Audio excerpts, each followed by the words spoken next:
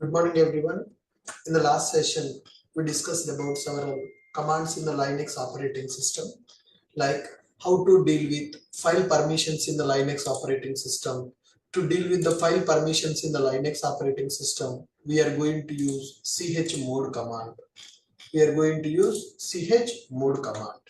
Then next one, how to deal with file ownership, okay, by using chown command.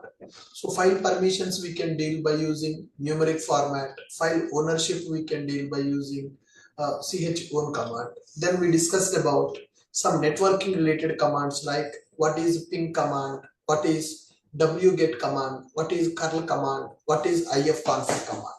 Ping command is used to check the connectivity. So whether we are able to connect from one machine to another machine or not, we can check that connectivity by using ping command. Next one, wget command. It is used to download the files from the internet. And the next one, curl command is available, which is used to send the HTTP request to the server. Basically, to make the API calls, we are going to use this curl command. And the next one, ifconfig command will be available, which is used to get the IP address of our machine. Okay, good. So these are the commands we discussed in the last session. Today, we are going to talk about another important topic in the Linux, which is package managers. Okay, package managers concept in the Linux operating system. What is the meaning of package managers in the Linux? Okay, package managers are used to install softwares in the Linux machines. So in the Windows, if you want to install a software, directly you can go to the Google or you can go to any browser, you can download the file and you can install that software. But in the Windows you can download and you can install directly. Whereas in the Linux machine, we are using virtual machine, GUI is not available. Everything we need to perform by using commands only. So in order to perform the software's installation in the Linux machine, we are going to use a concept called package managers. Okay, what is the purpose of a package manager? Package managers are used to install softwares in the Linux machine. Okay, and here guys, whatever the commands we have used as of now, so several commands we used as of now, all those commands are common for all the Linux distributions. Whatever the commands we used, all the commands are common for all the Linux distributions. Whereas package managers are going to different from Linux distribution to distribution. Package managers are specific to Linux distribution. So based on the Linux distribution, the package manager is going to change. Suppose if you are using Amazon Linux, guys, if you are using Amazon Linux, then we are going to use package manager as yum. Suppose if you are using Ubuntu Linux, then we are going to use apt as a package manager, like this. So based on the Linux distribution you are using, the package manager is going to be different. What is the purpose of this package managers? Package managers are used to install softwares in the Linux machines. Package managers are specific to Linux distribution.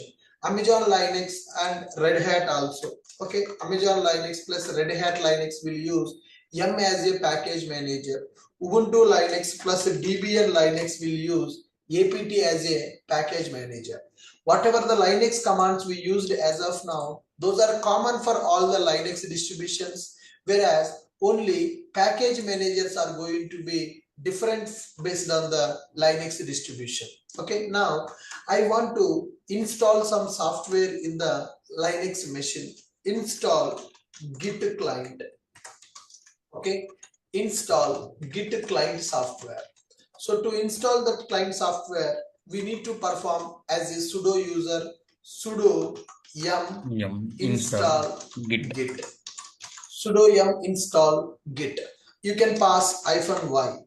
So -y means confirmation. Sometimes for some softwares, when you execute this command, it will ask, are you sure you want to install? Then yes. So if you want to give yes, directly, then if you want to auto approve, then you can pass -y. Otherwise, when you execute this command, it will ask you, do you want to install the software, yes or no? Then you need to press yes. Instead of that, directly in the command only you can give -y, means it is auto yes, auto approve. Directly it is going to install that software. Sudo install git client software, it is going to install git software. Similarly, install Java software. Okay, install Java software. To install that Java software, same, we are going to use a command called sudo yum. Yum is a package manager, and we are using sudo yum install Java. You can install particular version of the Java also by specifying that Java package name. If you want to install the latest version of the Java, then you can use sudo yum install Java. Similarly, I want to install Maven. Okay, install Maven software. To install the Maven, we will use sudo yum install Maven. So like this, any software that you want to install in the Linux machine, for that we are going to use package manager concept. What is a package manager? Package managers are used to install softwares in the Linux machine. Package managers are specific to Linux distribution. So Amazon Linux, Red Hat Linux will use Yum as a package manager. Ubuntu Linux, Debian Linux will use apt as a package manager. So install git client software, sudo yum install git-y, sudo yum install Java, sudo yum install Maven. So like this, we are going to use several package managers in the Linux operating system. Let me show you this, guys. Let me go here and let me connect with my Linux machine. Okay, all my machines are in the stopped state. This is my Linux VM. Select it, instance state, start the instance. Right, so with this we are starting our Linux VM. Right, good. So once the machine is started, then you can go and connect with that Linux machine. Once this machine is started, you can go and connect with that Linux machine. By using its key pair, you can connect with that machine. Let me go to my key pairs folder. So here all my key pairs are available. Let me make one SSH connection to this machine. Select the machine which you want to connect, then click on connect option. SSH command I am using. Open git bash and connect with this Linux machine. Yes, paste. It is asking, sorry, it failed. It is asking for confirmation. Yes, I want to connect to this machine. Clear. So before connecting, can you check git version? Git command is available in our machine. Git command is not available in our machine. No, Guys, not available in our machine. do we have git command in our Not machine? available. We don't have git command in our machine. No, Yes, we don't have git command in our machine. Git is not available. Can you check Java version? Is Java available? Can you check Maven version? Nothing. Git is not available. Java is not available. Maven is also not available. So we need to install these softwares. So to install these softwares, we are using package managers in the Linux. First, let me install Git software. So for this, I'm using sudo yum install git-y. What is the meaning of -y? Providing information to install. What is the meaning of yum? What is the meaning of install git-y? What is the purpose of this? Sudo means I want to perform this operation as a sudo user. Yum is a package manager. I want to install Git software. For this, we are giving -y. Nothing but auto approve is going to happen. Okay, auto approve is going to happen. All right. So here, what we are going to do is, I'm going to execute this command. Yes, now you can see sudo yum install git-y. So with this, our Git software installed in the machine. So you can check this git-version. Yes, now you can see Git software installed in this machine or not installed in this machine. Installed. Git software is installed in this machine. Git software installed in this machine. Similarly, can you check Java is available or not? Yum install Java. Sorry, first let me check Java version. Is Java available or not available? Not available. Not So how to available. install the Java now? Same sudo yum install Java.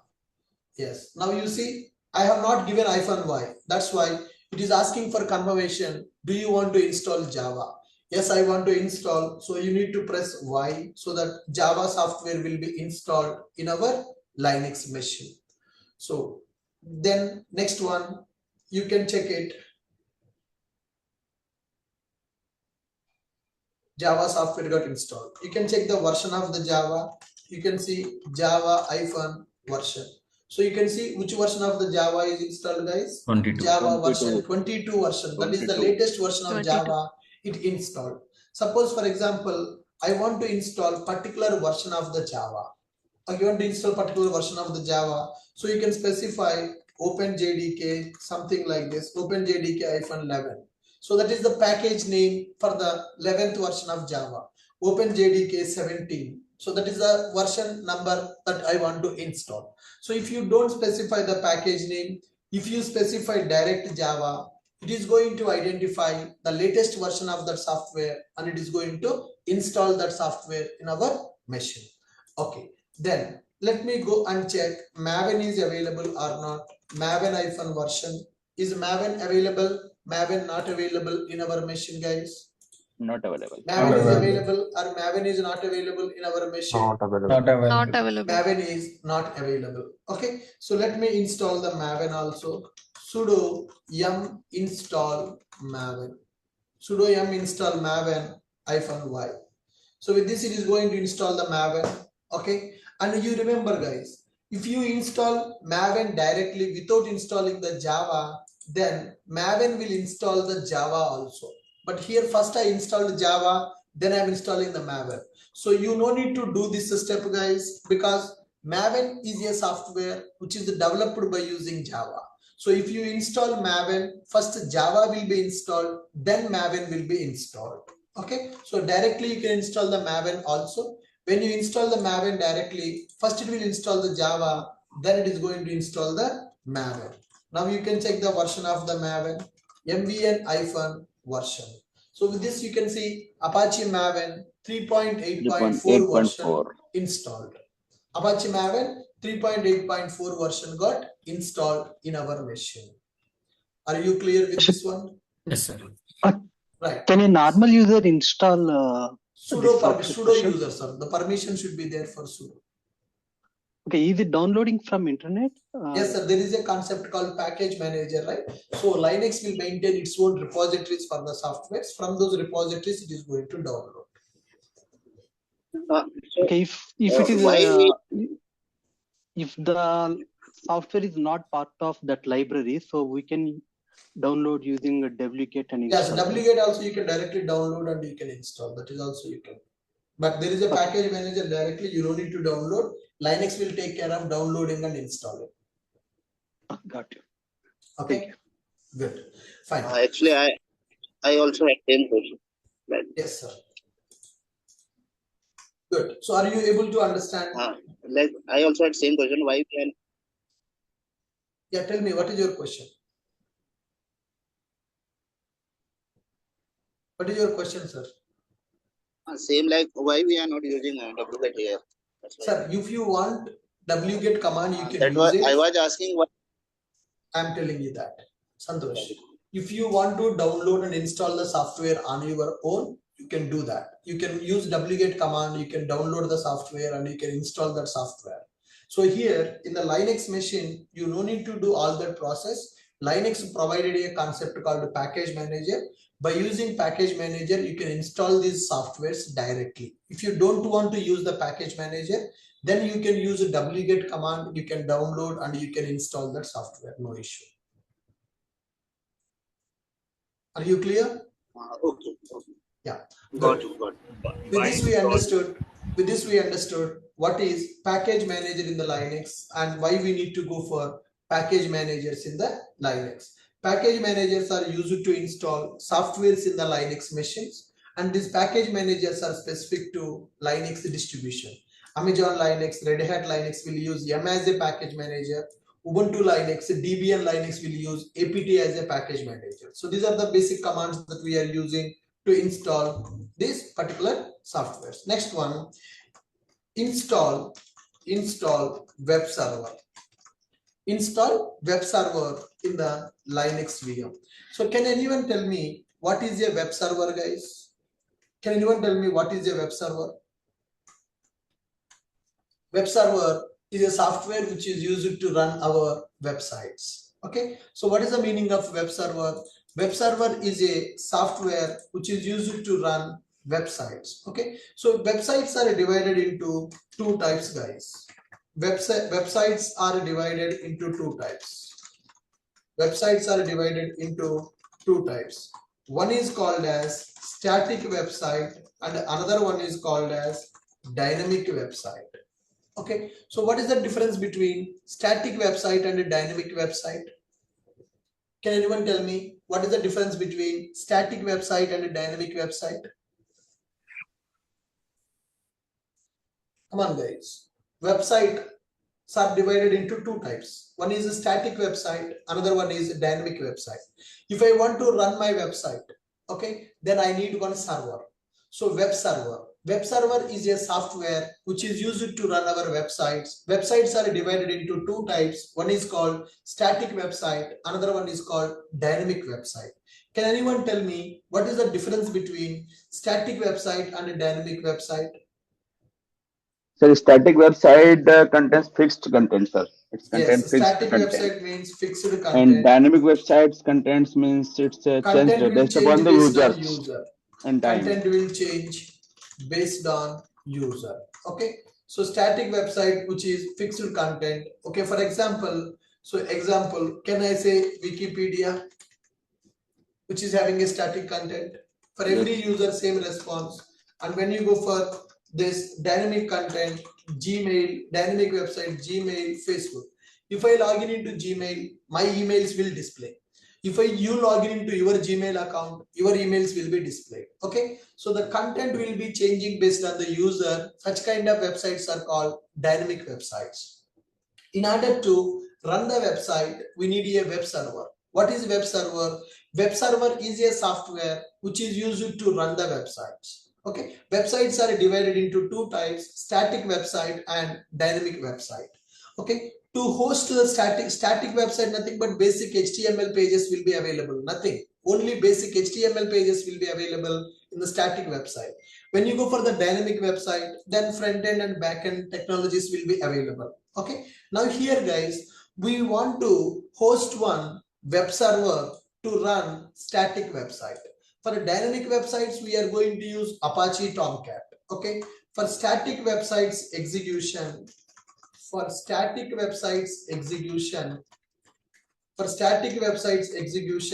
we can use HTTPD as a web server.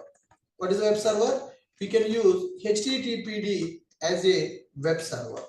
Okay, for a dynamic websites execution, there are several servers available. For a dynamic websites execution, we can use Tomcat server. Tomcat as web server. So Tomcat is a web server which is used to run dynamic web applications like your JSPs, servlets, Java applications. Java web application is a dynamic web application. To run that dynamic web application, we can go for Apache Tomcat. For static website execution, you don't need to go for a Tomcat. For static website execution, you can use HTTPD as a web server. So what is the meaning of web server? Web server is a software which is used to run the websites. Websites are divided into two types, guys. Static websites available, dynamic websites available. Static website, nothing but fixed content will be available. For every user, it will give the same response. When you go for dynamic website, the content is going to change based on the user. Okay, to run the static website, nothing but basic HTML pages will be available. To run the static website, we need web server, that is HTTPD. HTTPD is a web server that we can use to run the static website. And the next one, if you develop a dynamic website by using Java, Spring Boot and all, to run the dynamic websites, we need Tomcat as a web server. Are you guys clear with my point? Are you able to understand when to go for HTTPD server and when to go for Tomcat server? When to Yes, go sir. for HTTPD server and when to go for Tomcat server?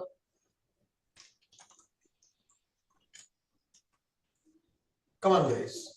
When to go Yes, for sir. HTTPD server and when to go for Tomcat server? Are you When we guys are able to understand? for static For static website website, we will use and HTTPD. For dynamic Static website, website we use execution, we Tomcat. can use HTTPD. For dynamic websites, we can use Tomcat. For static website execution, we can use HTTPD. For dynamic website execution, we can use Tomcat as a web server. Now, I want to host one static website. Okay, so here, in order to host a static website, I'm going to install a web server. Install HTTPD web server. To install this, we will use sudo yum install httpd-y. What is that command, guys? Sudo yum install httpd-y. So this is used to install the server. Then let us start the server. Start HTTPD server. To start that server, we are going to use sudo service start HTTPD start. So what is the meaning of this? So here I want to host one static website in the Linux machine. To host a static website, we need a web server. HTTPD we are using as a web server. To install that HTTPD, we are using this command. Sudo yum install httpd-y. Then how to start that server? Sudo service httpd start. It is used to start the server. Okay, so HTTPD server will run HTTPD web server runs on HTTP protocol which is 80. So I want to install one web server in the Linux machine to run my static website. Okay, so to install the web server, we will go for sudo yum install httpd-y. So then I want to start the HTTPD server. For that, we will go for sudo service httpd start command. So HTTPD server runs on the HTTP protocol which is 80. Okay, so let me go and execute that command now. Clear this. Let me install the HTTPD server. Sudo yum install httpd-y. So I'm using sudo yum install httpd-y. Yum is a package manager. Install httpd, that is a server name. Okay, right. It is getting installed. HTTPD server got installed. So once the server is installed, I need to start that server. For this, sudo service httpd start. So with this, I'm able to start the HTTPD service in my machine. Now I want to access the server. So in order, observe carefully, this is a new step here. I'm able to install the server by using M package manager. I'm able to start the service also. That HTTPD server runs on the HTTP protocol which is 80. To access our server, to access our web server, we need to enable 80 port number in security group inbound rules. We need to enable the port number in the security group inbound rules. This is a firewall setting. Okay, firewall setting. Whatever the Linux machine that we have taken in the AWS cloud, for that Linux machine, firewall setting will be available. Okay, so we are taking one Linux machine. In that Linux machine, we have installed one web server. This is my Linux VM, which is a virtual machine. My Linux machine is available. This is a virtual machine. In this Linux machine, I installed one server which is called HTTPD server. I installed one server called HTTPD server. Now from outside I want to access this server. So this server will run on the protocol HTTP. So here for this Linux machine there will be one firewall here. That firewall is called as security group, guys. Whatever the firewall is available for every Linux machine in the AWS, for security reasons one firewall will be available. Okay, so by default you cannot access this Linux machine, you cannot access the server which is available in the Linux machine because of this firewall setting. So what I need to do in order to access that web server, to access our web server, we need to enable 80 port number in security group inbound rules. That is a firewall setting. How to enable that 80 port number in the inbound rules? Observe, first time we are doing this, guys. So you go to EC2 dashboard. You go to, I think it is logged out.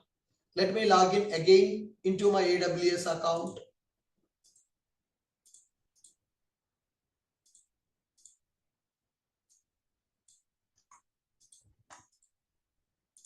Yeah, I logged in into my AWS account. Go to EC2 dashboard. Go to the instance which is running. Currently you can see the instances. There is one instance which is running now. For this instance, we need to modify security group rules, guys. Okay, select this machine, whatever the checkbox you have, go to security tab, whatever the security tab is available. In that security tab, you can see inbound rules concept. You can see inbound rules, outbound rules. Okay, so I'm showing you once again. Go to EC2 dashboard, select the machine which is running, instances running, go to security. Here security group is available. Click on this security group link. Click on the security group link. Inbound rules available. That means inbound rules will decide incoming traffic rules. Which traffic should be allowed for our machine, that we will decide by using inbound rules. Go to the security group, inbound rules, edit them. Currently we have enabled only SSH protocol. That is the reason. Because of this SSH protocol only, we are able to connect to the Linux machine from the SSH client software. Suppose if you delete this SSH protocol from your machine, then you cannot connect to that machine from the Git bash. So in the security group already SSH protocol is enabled. Now add the new rule. Select the rule as HTTP. Select the rule as HTTP. HTTP protocol port number is 80. So any request which is coming anywhere from IPv4, I am selecting here. Anywhere from IPv4, whatever the request comes, I want to allow that request. Okay, let me take this screenshot for you. So this is a security group rule update we are doing.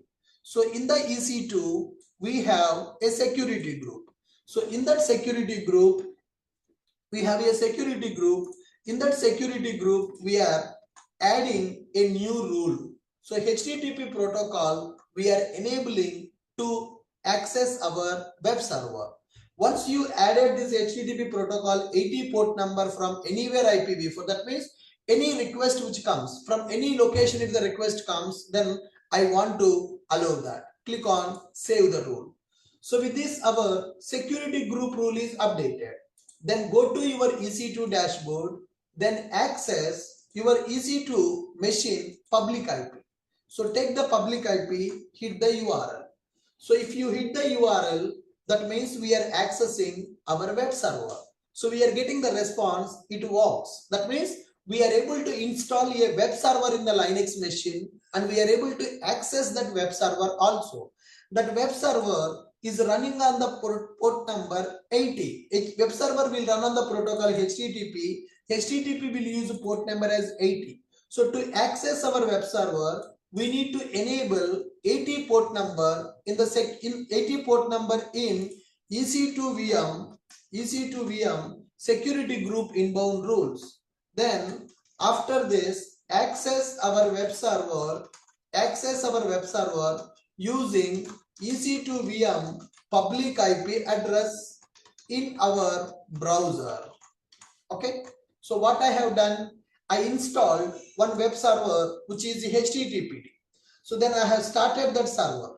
That server will be running on the port number 80. Okay, to access our web server, we need to enable that 80 port number in the security group inbound rules. So once that security group rule is updated, access our web server using EC2VM public IP address in the browser.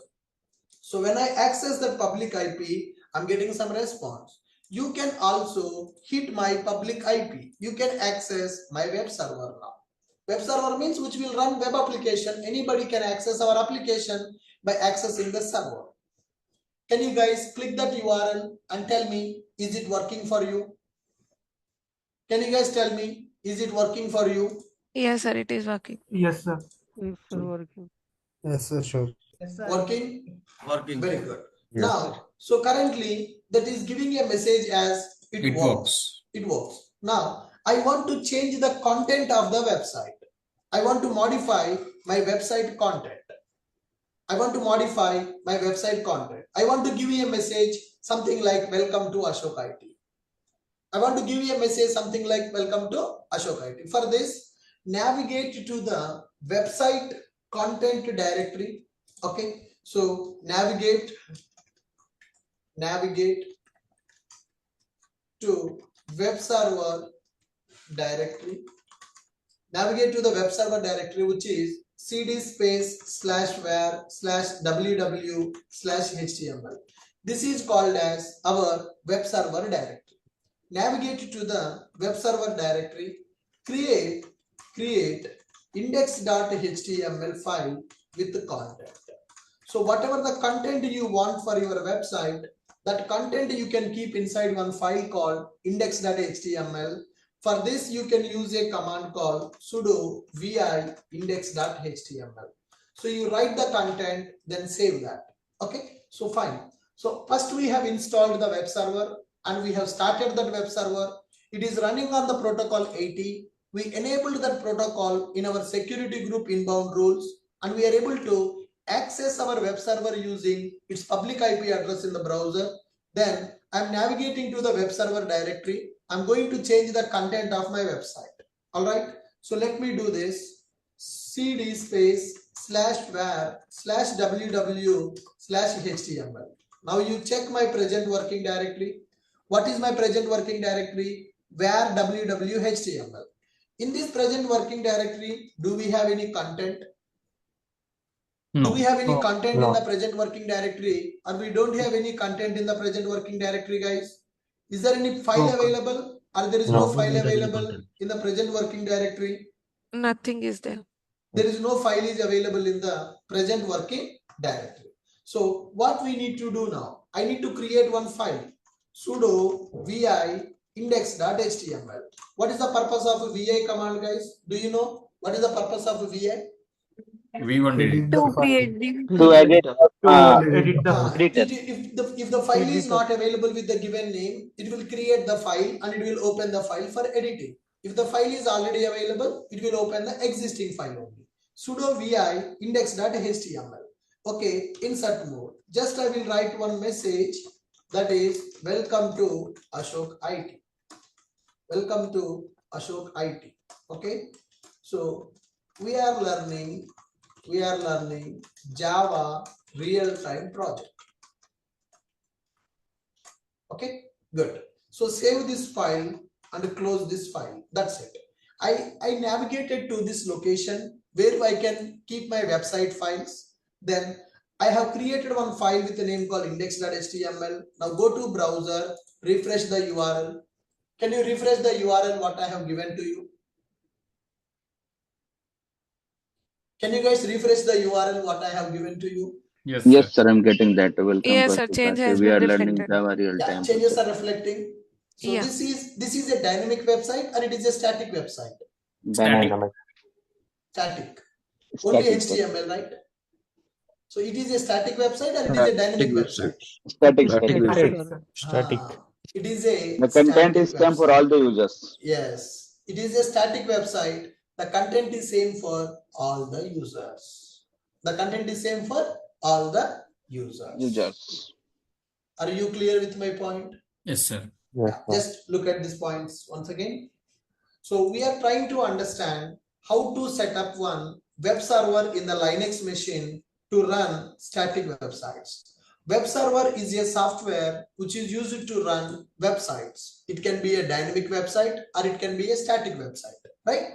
So web server is a software which is used to run the websites. Websites are divided into two types. One is called static website, another one is called dynamic website. For static websites, execution we can use HTTPD as a web server. For a dynamic website execution, we can use Tomcat as a web server. So install HTTPD web server like this, then start that HTTPD server. Whenever you install the HTTPD server, that runs on the protocol HTTP. HTTP protocol port number is 80. So if you want to access that web server, we need to enable 80 port number in the EC2 machine security group inbound rules. I'm showing once again how to modify inbound rules. Go to the dashboard, go to the instances running. You can see the instance which you are using. You select that instance, then go to security tab here. In the security tab, you can see the security group belongs to that machine. Go to this security group. Sir, what is this security group? What is this inbound rule? What is outbound rule? Inbound rules available, outbound rules available. We will discuss in the AWS sessions. In the AWS, we are going to understand EC2 service. At that time, I will tell you what is inbound rule, what is outbound rule. For now, just we are directly going to the security group inbound rules. Edit the inbound rule. Here I am configuring HTTP rule with the anywhere IPv4. SSH protocol is enabled, HTTP protocol is enabled. I have sent the screenshot also in our WhatsApp group, guys, for your understanding purpose. Okay, HTTP protocol we are enabling to access our web server. SSH protocol we are enabling to connect with our Linux machine. Linux machines works based on the SSH protocol.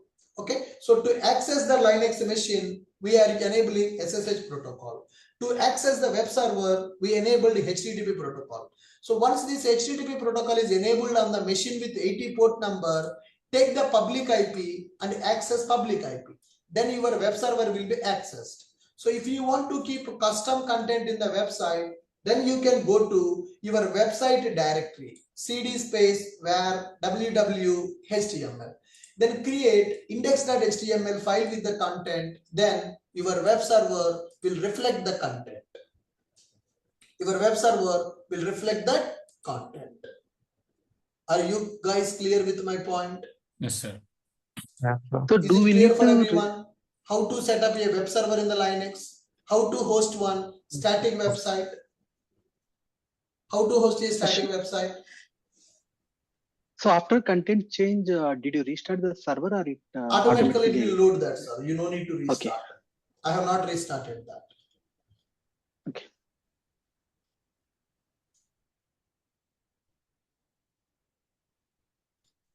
Okay. Are you clear with this?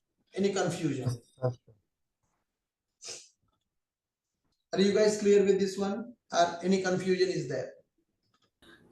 Sir, I enabled inbound rule, but I'm unable to access my own VM through the browser. You are not able to access. Can you share your screen? Your name? Yes, Pawan, sir. Yeah. Share your screen. We'll see that.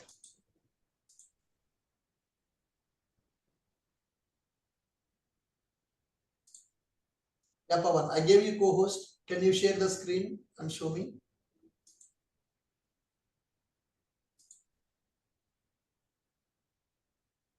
Start the HTTPD service. Okay. Go to that Linux AWS. I can see only your Git bash.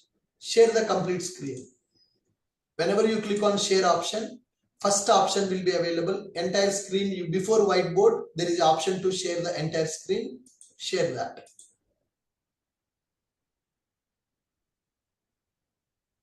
Yes, now I can see. Go to security group inbound rules. Click on that. Inbound rules, show me that. Edit the inbound rule once. Click on edit. Click on that security group link first. Click on that group link. Yeah, click on that link.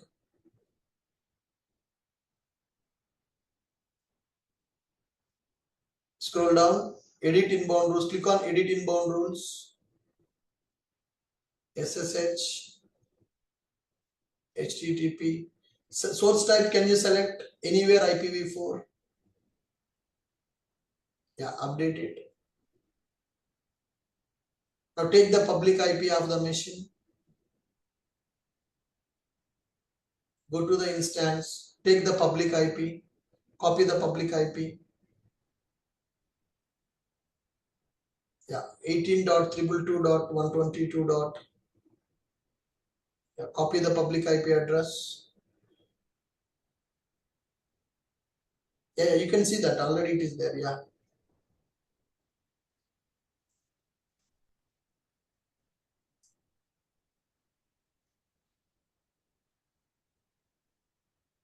It should not take this much time.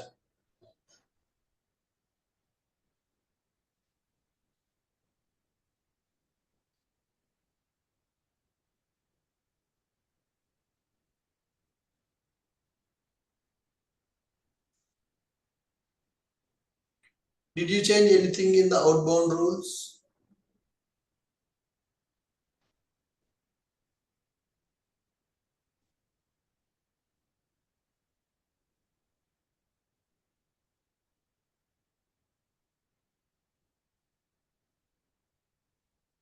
No, that is fine.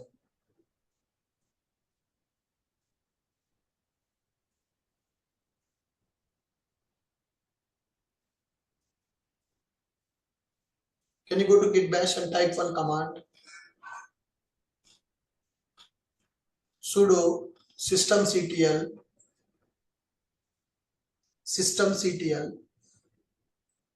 restart space restart httpd.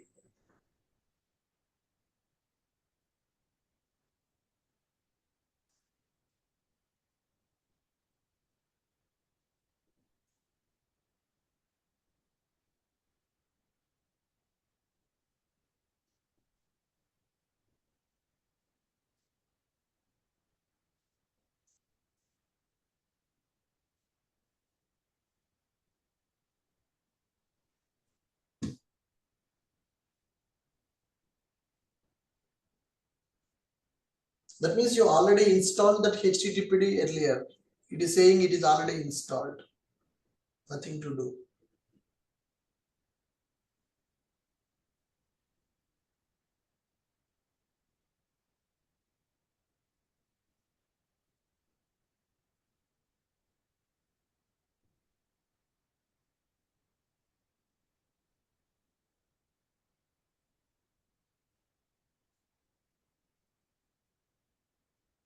Let's try the command again. Sudo yum install httpd-y.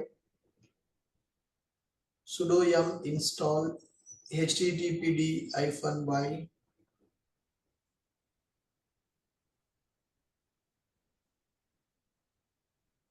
Yeah, now let's start that service. Sudo service httpd start.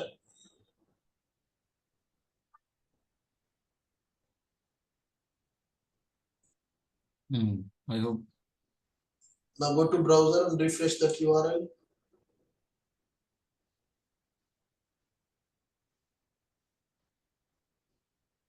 Take the public IP. No. So we'll see that I need your account details so that I can log in and I can connect with that and I can check it once. Okay. So remaining people, guys, can you try this and let me know whether you are able to do this task or not. Now, Sir, I got one more. now only I want you people to do this task. So under post, which one I need to select? So anywhere IPv4 or Yes, anywhere anywhere IPv6? IPv4 you can select. Okay. Sir, I got one more doubt here. Yeah. For all the sudo users, like initially I connected with as a Pavan user to the Okay. VM. I installed all the softwares and I switched to EC2 user. When I'm trying to install, it is showing it's already installed. Maybe that is installed based on a particular user. So then, so you connect with the EC2 user, install the software and do that. You might have switched the users, right? That's why you are not able to access it. No, my doubt here is I installed the softwares as a Pavan user, okay, Okay. and I switched to EC2 user. When I am Mhm. trying to install Java software or Maven software, Yeah. it is So showing whatever it's the already. softwares, I got it. Power. Whatever the softwares you are installing, that is a global installation, right? It is not specific to user. So it should be like different, right? Multi-user, right? It should be like user to user Multi-user different. means if you download and install in your home directory, it is specific to your user. But when you install by using package manager, it is applicable at the system level. Okay, so for all the users, Yes, it will be software. available. Okay, only So when. I request, can you create a new machine and connect with that as a EC2 user and repeat the process? Okay, okay. Sure, I will do that. Sure. Yeah. So guys, I will wait for 5 minutes. Can you guys complete this setup of web server in your account, and can you give me your static website URL? Can you guys do this now? Anybody doing? Should I wait or should we continue? Yes, sir, I'm doing. Yeah, please. Ashok, where does all these softwares install? Like in Windows, we have program files, right? Yeah, in Like the Linux machine, sir, in the root directory, the softwares are going to install. Sir, after adding, I'm getting this site cannot be reached. Yeah, can you check these commands? Can you guys check these commands that we are going to use to install? So I will wait for 5 minutes. I want all of you to complete this process. Ashok And sir. send me your website URL in the chat box. Ashok sir. Yes, ma'am. Installing HTTP service alone is enough, right, sir? Yes, that is fine. You can change the content also. You can change the content as well. Yes, one person sent the URL. Sir, Srikanth. sir, can you show the details, sir? Yeah, I have shared the screen. You can see that. Installing the web server, starting the server, and how to change the content of the website. I have given the information here. Sir, how can I host the multiple static website on the same server? So currently in this, when you go for the static web server, only one website we can host here.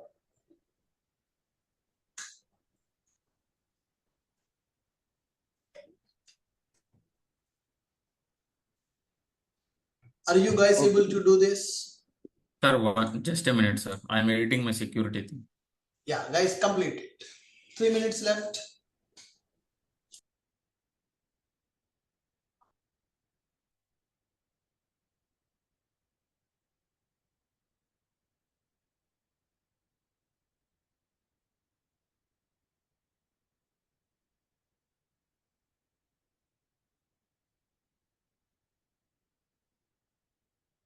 Sir, whenever we are adding group ID, we need to add custom ICP MP IP4 or what?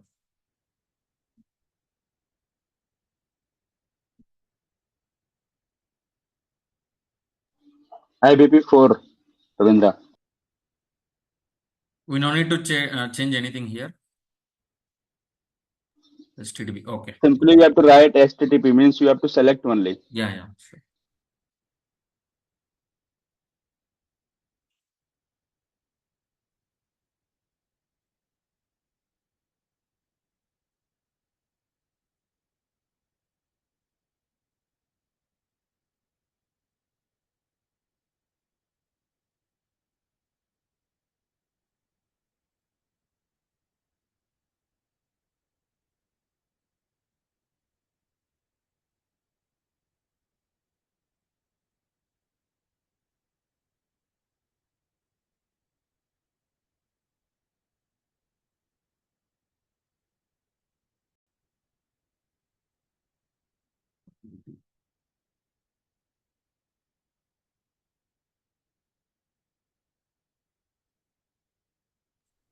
Guys, are you able to complete?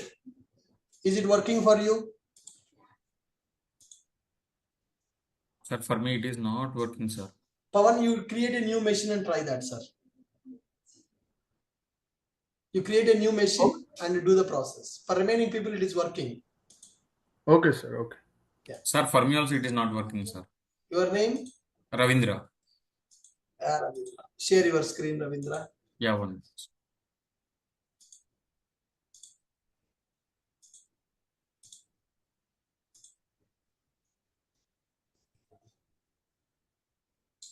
Sir, I hope my screen is visible. Yes, it's loading now.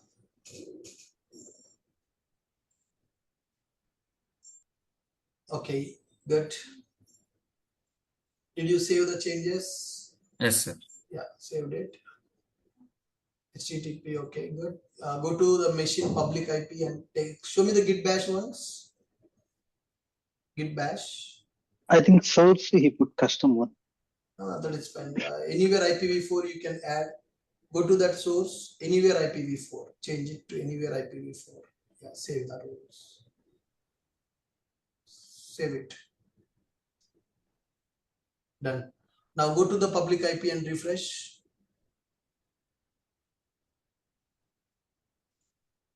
Instances running. Click on that, select that instance. Copy its public IP. Go to browser. Hit that. Yes. Okay. All good. So fine, guys. So with this we understood what is package manager in the Linux, how to install particular software in the Linux machine and all that stuff. And one small announcement. Today we are starting Spring Boot with microservices new batch. Okay. So that batch is starting from today at 9:30 a.m. IST. I hope you got the Zoom details to attend the session. So it is both classroom and online training, guys. So anybody available in Hyderabad can come to institute for the offline class. If you are out of station, you can attend online classes also. All of you received the Zoom link for that. Anybody don't have the Zoom link for attending that class? Yes, sir, got it. You all of you having the Zoom link, right? I'm sending that once again in our WhatsApp group. So if anybody don't have it, could you please take it from our 27 JRTP WhatsApp group. There I have shared our Spring Boot microservices new batch details. Today is the first session. You can attend that batch also. All right. And next one, here in the Linux we understood what is package manager and why we need to go for package manager, and we discussed how to install web server also in the Linux machine. And there is one small command that we should know that we are going to use in our future classes, which is called systemctl. So what is a systemctl? Systemctl is a command line utility in the Linux machine, guys, which is used to manage the services in the Linux. Managing the services in the sense which is used to start the service, stop the service, okay, restart the service, reload the service, enable the service, disable the service, such kind of operations. In the Windows, if you want to do like this, there will be a concept called services concept is available. So you should go to services concept in the Windows in order to perform some services management. For example, so my MySQL database service is running. I want to stop that MySQL. I want to stop that MySQL database in the Windows machine. So here we have services option. We are using this option to start a service, stop a service and all. So similarly, when you want to perform such kind of service management in the Linux, then we are going to use systemctl command. What is the systemctl? Systemctl is a command line utility in the Linux operating system which is used to manage our system services. Okay, so you can stop a service, you can start the service, you can restart it, you can reload it, you can enable and you can disable. So how to start a service? Start a service. For this sudo systemctl start service name. For example, I want to start a HTTPD. I can do like this. Sudo systemctl start HTTPD. So whatever the service that you want to start, you can give that service name. Stop the service. I want to stop HTTPD. Sudo systemctl stop service name. Stop the service name. Restart a particular service. To restart a particular service, we can use restart service. Sudo systemctl restart service name. Restart service name. Similarly, you can enable the service and you can disable the service also by using systemctl. For example, in my machine, HTTPD service. Okay, so let me check it. Sudo systemctl status of HTTPD. So I want to check what is the status of my HTTPD server. So by using this command, I'm able to check the status of HTTPD. It is active. That means in this Linux machine, my web server is in the running state. In this Linux machine, my web server is in the running state. That is sudo systemctl status HTTPD. Okay, I want to stop it. I want to stop it. Let me write this command also. How to check the status of a service. Check service status. To check the service status, we are using command called sudo systemctl status of what is the service that you want to check, that service name. Whether that particular service is running or not, we can understand by using this systemctl status command. If it is not running, you can start it. If it is already started, you can stop it. If you want to restart the service, then you can do that by using systemctl command. So what is the systemctl in the Linux? Systemctl is a command line utility in the Linux systems which is used to manage system services. Starting a service, stopping a service, restarting the service, reloading the service, enabling and disabling the services also will be available. All right. Now, my HTTPD service, we installed a web server, right? Check the status. Sudo systemctl status of HTTPD. It is running. Then Control C. Then let me check. Let me stop it. Sudo systemctl stop. I want to stop my web server. Sudo systemctl stop HTTPD. So with this, that web server will be stopped. Then you can't access the static website. Web server got stopped. After stopping that web server, check the status again. Now you can see inactive. Earlier when I execute that, it was showing as active and running. Now when I execute the status command, it is showing inactive. The server is in the dead state. That means my web server got stopped. How I stopped that web server here? By using systemctl. So once it is done, how can we start it again? How can we start the service again? Okay, so if you see the status currently, it is dead, inactive. Now I want to start it. So for this, we can go for start. Okay, so once it is started, now you can check the status. It is again active and running. So if you want to manage such kind of services in the Linux machine, then we are going to use a command called systemctl command. It is a command line utility in the Linux systems which is used to manage system services. Which is used to manage our system services. Are you clear, guys? Are you guys clear with my point? Yes, sir. Very good. And the next one, guys. So here, when we connect with the Linux machine, currently it is showing EC2 user @ private IP of the machine. So tomorrow, when I connect with the multiple machines at a time, then it will be confusing. So that's why what I will do is sudo host name. I'm going to specify this name as Docker server.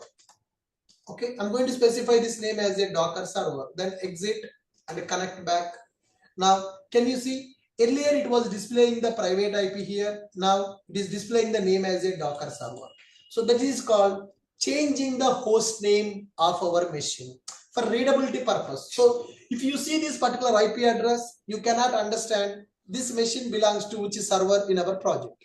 So in our project, 10 Linux machines will be available. One for Docker, one for Jenkins, one for Sonar, one for Nexus, like this. So many Linux machines we are going to use, and so many Linux machines we are going to connect at a time by using this SSH client.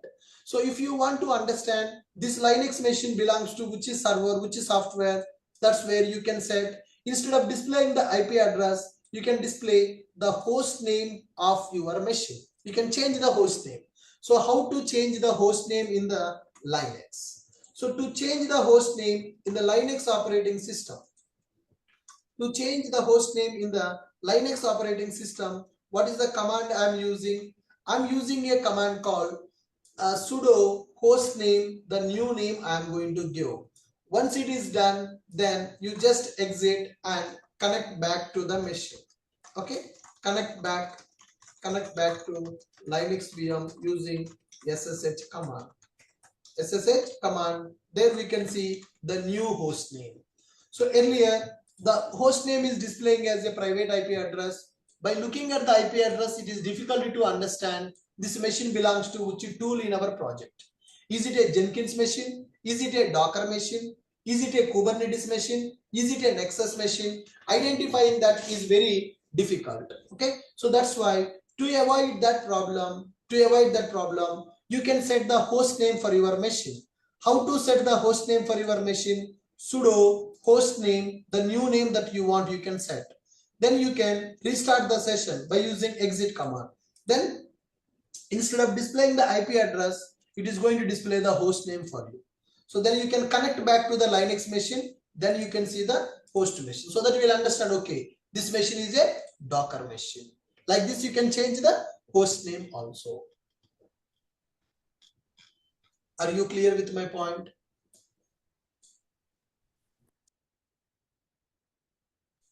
Are you able to understand how to change host name in the Linux? Yes, sir. Yeah, good guys. Now with this we have completed our discussion related to Linux. From tomorrow we are going to learn some cloud concepts in the AWS. Okay, so today I'm going to give one assignment for you.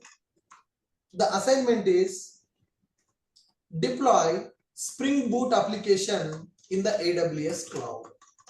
Deploy Spring Boot application in AWS cloud. You need to create one Spring Boot application. You should deploy that application in the Linux machine. You should be able to access that application by using your browser. So earlier, when you are learning the courses, the projects that you developed, you are running in the local machine. Okay, whatever the project is available, that project you are running in the local machine only. Now, whatever the Spring Boot that we have, that Spring Boot application, you need to deploy. That Spring Boot application, you need to deploy in the Linux machine. For this also, I have prepared one video, guys. For your reference, video is also available. How to deploy Spring Boot application in the Linux machine. I want you to go with that video and I want you to complete that. Once your deployment is completed, share your application URL in our WhatsApp group. I will give that URL, Spring Boot Linux deployment.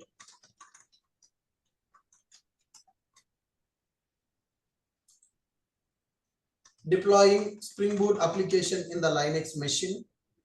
Okay, deploy Spring Boot application in the AWS cloud. So this is the video that I am giving you. So I want you people to go through this video today and complete that task.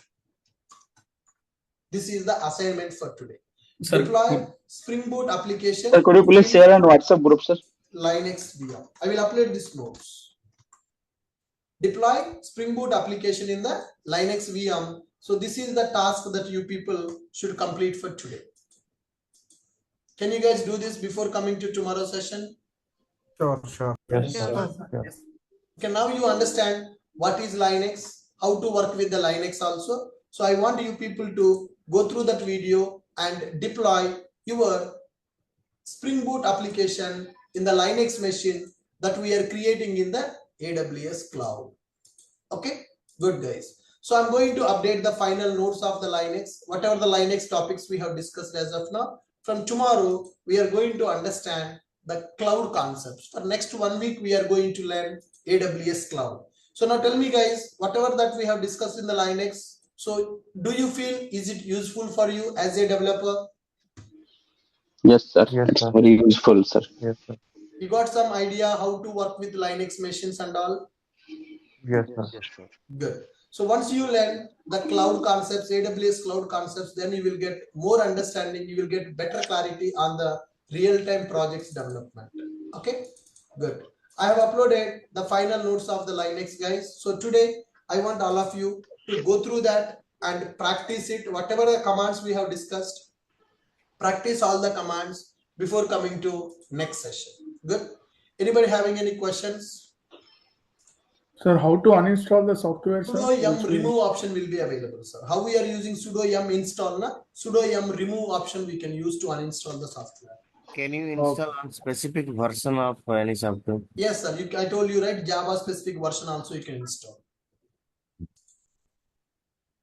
When you don't specify the version number, it is going to install the latest one.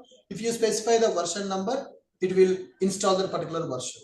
Soumya, group link will be, you will be added to the group by the admin team. Send your details to admin team will add you to the group. Sir, when we installed HTTP service, initially it came as it works, right? Yeah. So from where it came? So that is the default location. That software will give you, it works as a default location. That is there in the software. If you want to override it, then you can change that file. That is there as part of the software. Default, it works. By default, one page will come, it works. That's in the software, that logic is available. How can we check the list of all installed packages in Linux? I mean, command. Is there anything? No, sir. I don't have any idea. Let me check it once. Is there any command available like that? What are the packages we installed? Yeah, sure. I will check it once. Sir, along with the remove, do we need to use -rf? I mean -rf. Why? Because if I use that command, it's not working. Sir, whenever you are going for that, now you need to go to the location and you need to delete complete. I will show you how to uninstall that in the tomorrow session. Okay. Sir, do you need to set paths environment variable? Sir, if you install by using package manager, you don't need to set the path variable. Suppose if you install Maven by using package manager, no need to set the path. For example, I'm not installing Maven by using package manager. I downloaded the Maven software, then you need to set the path. If you download Maven by using wget, then you need to set path for that. Okay, sir. So, sir, we are like on Windows operating system. Generally, hope I'm audible. Yes, sir, you are audible. I can hear you. So when we are installing, we are giving certain permission, like you want to install there, you want to do that. I mean, there are certain checks and rules are there while installing it in Windows. So, do we need to provide such anything like that? Any checks to while installing under Linux operating system? Or? No, not required. Not required. So by default, it takes. I mean, whatever it has to take. Right. Yeah. Okay. Good, guys. Thank you. With this, I'm stopping for today. We'll meet in the tomorrow session. So please complete the task I have given for today. Yes. Ashok, one quick question. Yes, please. Ashok. So next class, Spring Boot is going to be at 9:30 or 9? 9:30, sir. It is 9:30. From today only. Is it going to be? Okay, is it going to be 9:30 every day or? Yeah, 9:30 every day. Because now I should go to institute for offline class, so it will take time for me to get ready and go there. Oh, okay, because we are attending from the US. Yes, sir. We'll see that, sir. If possible, I try to make it but 9, but as of now, it is 9:30 only. Okay, that sounds great. Thank you. Thank you.